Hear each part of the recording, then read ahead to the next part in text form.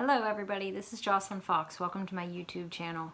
I am the owner of Laurel Mountain Soaps, and we are a soap, bath, and body product business, and we just started our website not too long ago. We've been in business for a little over 3 years, and I'm coming to you today because I wanted to talk to you about dry, chapped skin. Why does our skin get chapped and dry in the winter or any time during the year? Why do we have to deal with cracked hands and the chafing and all that kind of stuff? And how can we stop that without using chemicals, without using prescription creams and making our lives miserable all winter and all year for some of us? In my experience, creams and lotions just really didn't help. It seemed like every time I put on a hand lotion, I'd have to put more hand lotion. It would sting, it would burn, it didn't feel good, and my hands kept getting worse and worse and worse, and you just suffer through the winter months, through the fall, and even sometimes through the spring. And as I started researching things, I found out that there are different reasons why this happens to us. The main reason is that our skin is getting washed all the time and accosted with detergents. If you look at commercial soaps, they have a lot of sulfates in them. They have silicones in them to try and make them feel like they're sealed, but they're not. It's not a healthy way to treat your skin, and it just really strips the oils off of your skin. And so as you're washing your hands all the time, because it's cold and flu season and you want to stay clean and you want to stay healthy, you're pulling those oils off of your hands. And as you're taking a shower and the heat's running in your house and it's cold outside, your skin starts to dry out and you start to get itchy skin. And when you're shaving your legs, you're getting itchy skin. It's not a good experience. So I wanted to talk to you today about what can we do to combat these things. And the first thing we're going to do is switch our soap. You might be using a commercial soap, maybe a pump soap. Pump soaps are notorious for this, so are dish soaps that you're possibly washing dishes.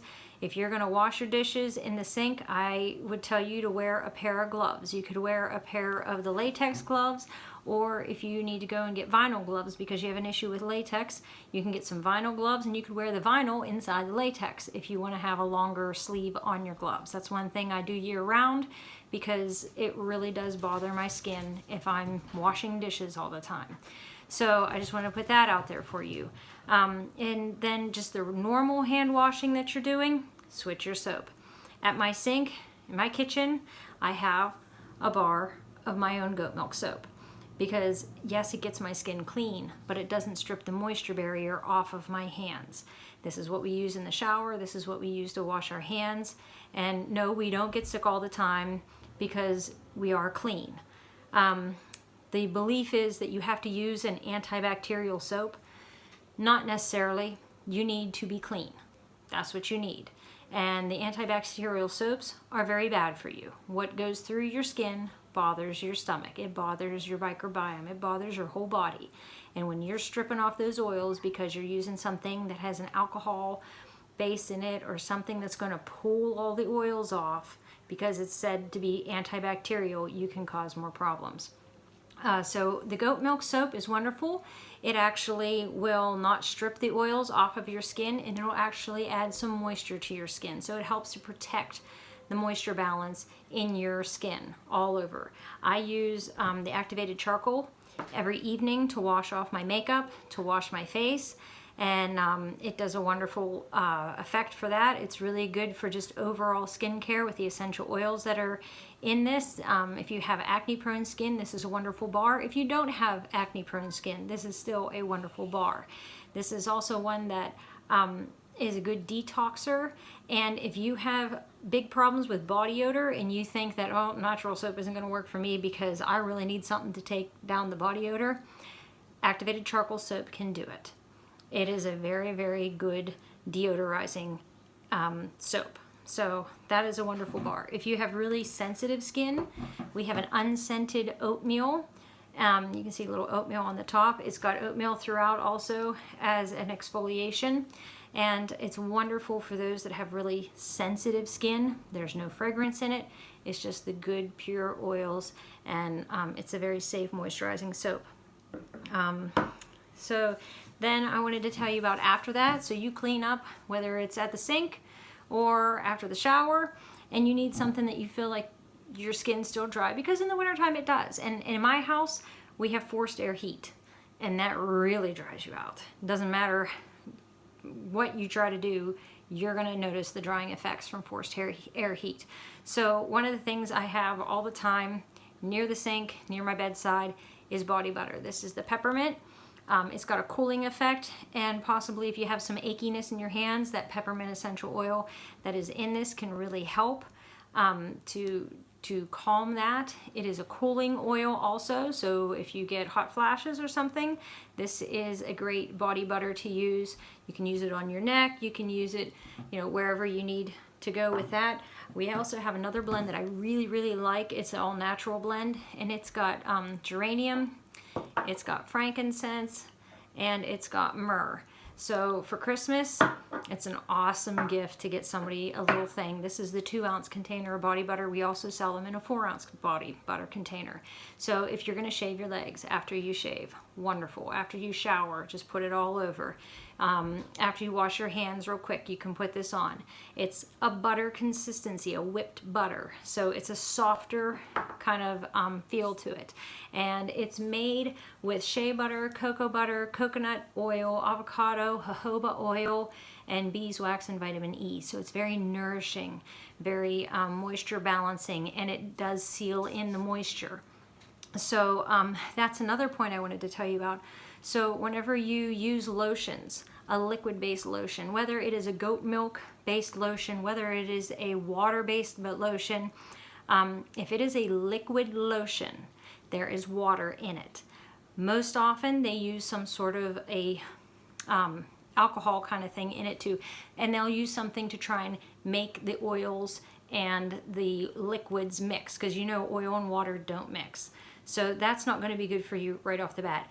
But the biggest reason a liquid lotion is not going to help you, and the biggest reason why you have to keep buying those bottles of liquid lotion over and over and over again, and your hands still are chapped, your hands are cracking, your hands are itching, your hands are flaking, your hands are burning.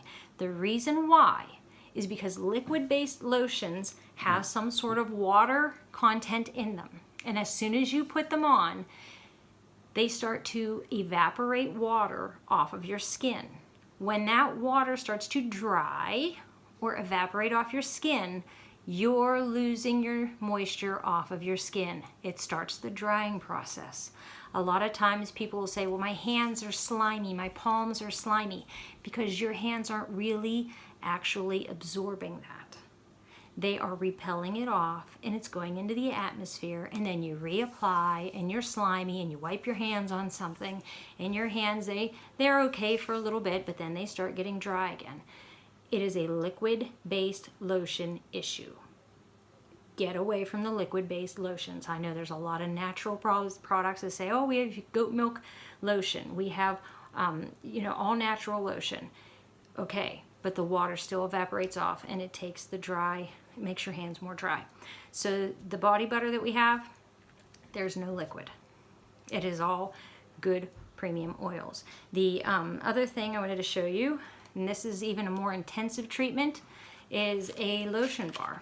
And this is our lavender lotion bar, and there's I think 5 different designs on these, but they'll come in this little tin. There's little lavender buds on the bottom that it's sitting on so it doesn't stick to the paper, and then the top of it is a clear plastic top, and it'll come like that, but it has hard oils in it, so it's more firm and it's a little more waxy, but not as in the form of just wax. It's a nice connection. So it's got coconut oil, shea butter, it's got cocoa butter, mango butter, kokum butter, beeswax, and vitamin E, and then lavender essential oil. So those butters will, they go on smoothly.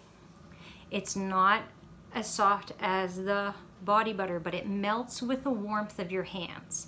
And as it coats, it moisturizes and it seals the skin.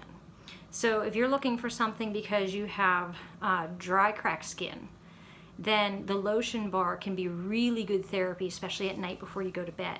You can also use it on your knees, you can use it on your heels, you can use it on your elbows, your hands, wherever you want. I have put it on my back before because that's one area that still, I think because your clothes are always sitting there, and for a woman you have a bra strap there, and so it's constantly drying your skin, pulling the moisture out.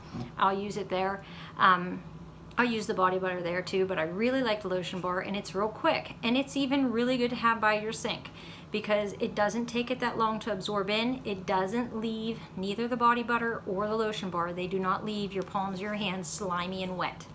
They absorb in, they seal in the moisture, and the essential oils that are in these body products that we sell, they are the best. They are the absolute best you can buy. And they are put in there because they're meant to help your body go through the healing process. So the lotion bar is lavender right now. I'm looking at making some other ones. I had a suggestion of one for arthritis stuff, and I'll look into that. Let me know if you're interested in that. Put a comment below, and other ideas you have for me. There are other ideas that I have to come out with. Another product I wanted to tell you about is our lip balms.